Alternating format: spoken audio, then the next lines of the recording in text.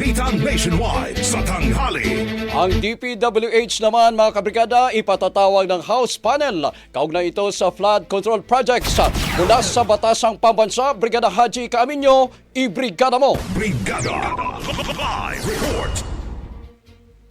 Kinumpirma nga ni House Committee on Public Accounts Chairman Terry Redon na nakatakda na niyang ipatawag sa lalong madaling panahon ang mga opisyal ng Department of Public Works and Highways o DPWH. Ito'y upang suriin ang existing flood control projects nang ayon sa thorough review na siyang direktiba ni na Pangulong Bongbong Marcos at House Speaker Martin Romualdez.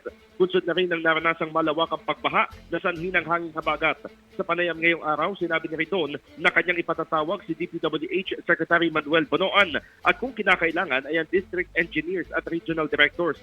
Aalamin anya sa pagdinig ng aktwal na proyekto at kung nagkaroon ng pagkaantala sa implementasyon nito.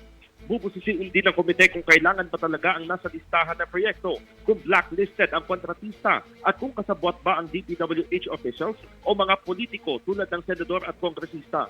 Ipinuto ni Redon na marami ang nagulat sa naranasang mga pagbaha sa nakalipas na mga linggo. Kaya mahalagang makita rin ang best practices na ginagawa ng mga district engineers at mga rehiyon.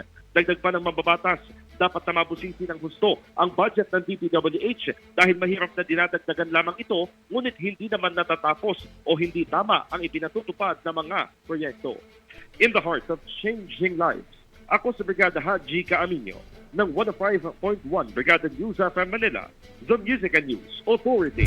Ang bahaging ito ay hatid sa atin ng Standout ES4 Capsule. Simulang tuparin ang pangarap ng iyong anak. And stunting now,